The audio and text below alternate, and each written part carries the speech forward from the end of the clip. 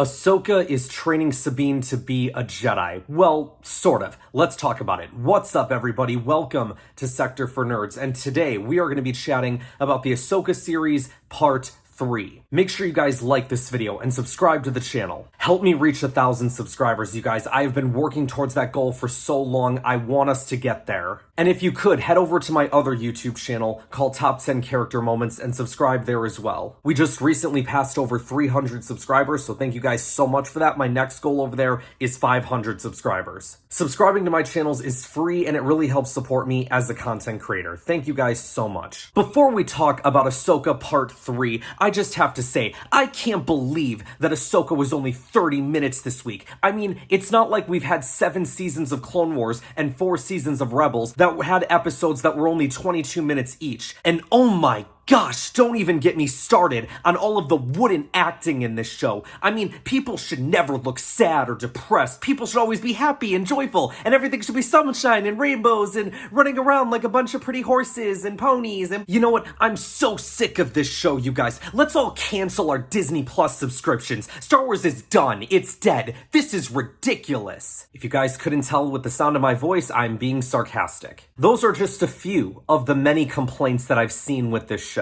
And look, I get it. Everyone's entitled to their opinions. You don't have to like everything. But what I do know is that there are a lot of people that are done with Disney Star Wars. And believe me, I get it. But in my opinion, I think this is the one thing so far that they have just nailed to perfection. And maybe that's just because I'm a massive Star Wars Rebels fan. Like, I get it. If you don't like Rebels, you don't care about Rebels, you're not gonna like this show. But for me personally, I've been loving it. Apart from Sabine getting stabbed, and you guys know my thoughts on that. I've stated it in so many videos, my thoughts on people getting stabbed and surviving. I don't think it's necessary. And I know Kathleen said that, oh, you don't have to watch anything to get into the show. This is a show that you can just jump right into.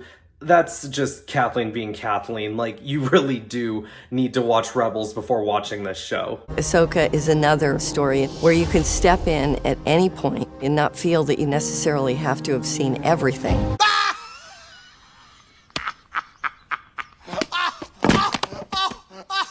But this show, and specifically this episode, it was just perfect. When I pictured a show about, Ahsoka and Sabine together, this is kind of what I envisioned a little bit. Just, especially that opening scene with them training, I loved that. It took me back to, watching A New Hope for the first time and seeing Obi-Wan Kenobi put the helmet on Luke and him being like, well, with the blast shield down, I can't even see. How am I supposed to fight? Your eyes can deceive you. Don't trust them. And that's very much what they did here, but it was a much longer and more elaborate scene. This show has definitely had a slower pace to it, very similar to Andor in a sense, but in this case, I don't mind it. And you know what, you guys? I'm kind of starting to get sold on the idea of Sabine using the Force. I didn't really talk about it much last week because I was kind of waiting for it to actually happen before I gave my thoughts on it, but I don't necessarily like the idea of Sabine using the Force, or at least I didn't before this episode. And this episode, I'm like, all right, I kind of want to see her do it. Now, do I want her to be the greatest Jedi ever, the most powerful Jedi ever? No. But do I believe that she has the potential to use the Force, and do I think it would be kind of cool? Yeah. Especially with this idea that everybody can use the Force. And this is something that George Lucas himself has talked about. I feel like I hear characters bringing it up all the time, right? Kanan says, the Force is in all living things, but you have to be open to it. Obi-Wan talks about the Force in A New Hope, right? It surrounds us, it penetrates us, it binds the galaxy together. And it really does set up this idea that the Force is everywhere, but at the end of the day, it's people like Anakin that are obviously more gifted with it, and you maybe have people that either don't believe in the Force or don't have that commitment to it that they'll never be able to use it. And Ahsoka says in this episode, I'm not training Sabine to be a Jedi, I'm training her to be herself. I talked about it with my friends a couple of days ago, but I don't want Sabine to be the full-blown Mandalorian Jedi, oh, this girl's gonna lead the galaxy to the promised land, because I think that job should be left for Grogu. And really, that's kind of what I thought we've kind of been establishing Grogu to do, is to become the next Mandalorian Jedi, to lead his people, to perhaps unite Mandalorians and Jedi together in some way, you know what I'm saying? Maybe there's gonna be, a Mandalorian Jedi Order that's, head up by Sabine and Grogu. That'd be sick. But yeah, I am not not as down on the idea anymore of Sabine using the Force. And that is credit to the show, and it's a credit to Dave Filoni. It was a credit to this scene. And to just real quickly address one more criticism that I've seen of like, oh, the show only had like 1 million viewers on its first week, and it's like, okay, great, that doesn't mean that the show is bad. That's what I think people get hung up on sometimes. It's like, oh, people aren't watching this, that means it's bad. It's like, well, no, it could also be a multitude of reasons. Like I said before, people are just so fed up with Star Wars at this point. And believe me, again, I understand it. I had a cousin who was very big into Star Wars, and then he watched the Kenobi show. Like, he was done with the films and was like, oh, the sequel films weren't that good. He watched Kenobi, and that was like the last straw for him. And I totally understood it. I didn't think the Kenobi series was that bad. However, I have always said with that show, it was a B-level show that should have been an easy A+.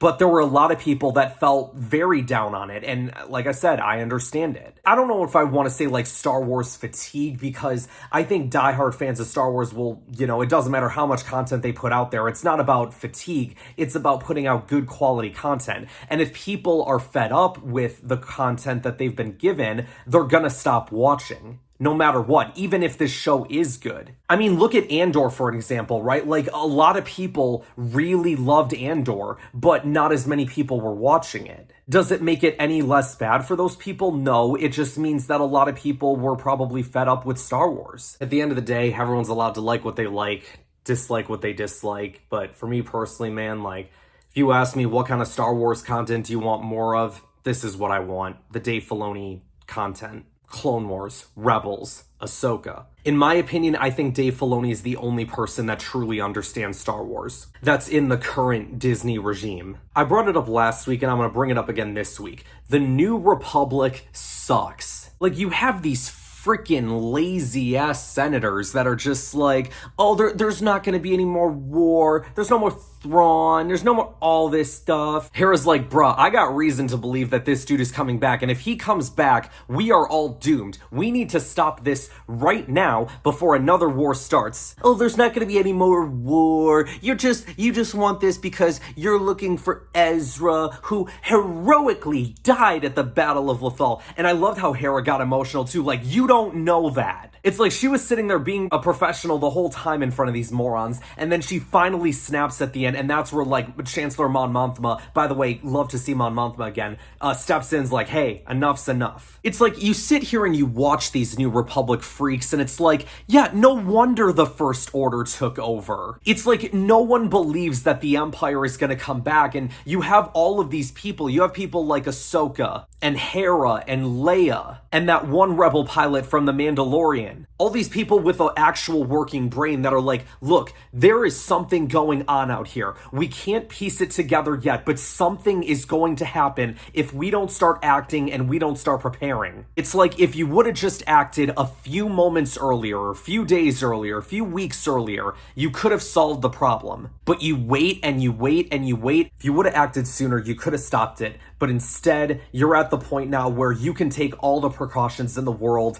It's too late. Shout out to Jacen. I'm so happy that we got to see Jacen Syndulla in this show. I didn't get emotional, but I'm like, yeah, this really is Star Wars Rebels Season 5. I'm loving this so much. I have started to realize in this show that Huyang is basically like the Jedi droid version of C-3PO. Another curious thing that I noticed is that Sabine really has yet to put on her Mandalorian armor. And just seeing Ahsoka and Sabine work together was just everything that I wanted it to be. I am so curious about what happened. Like, why did they separate to begin with? The part where we see Ahsoka in the spacesuit and her out in space defending the ship, like, that was sick. And I love, like, how worried Sabine got when she's like, oh my god, Ahsoka, and like, oh, she's still there. All right, I'm gonna keep fixing the ship. Shout out to the music in this episode, and specifically, because we didn't do this last week either, shout out to Kevin Kiner. Part of it was because I actually didn't realize that he was composing this series, but I am so happy for Kevin Kiner that he gets to do this. For those who don't know, he composed both the Clone Wars and Rebels music for both those shows. shows.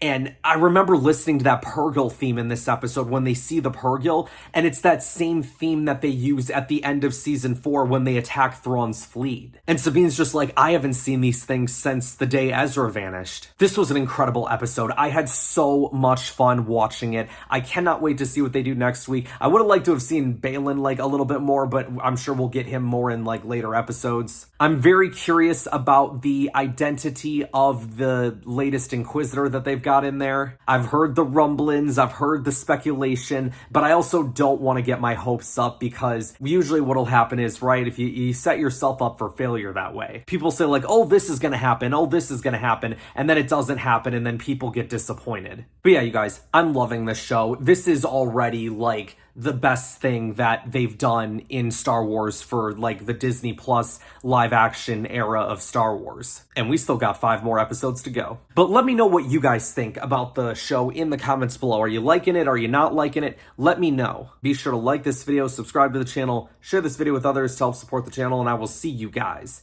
next time. Boss looking alien! Where?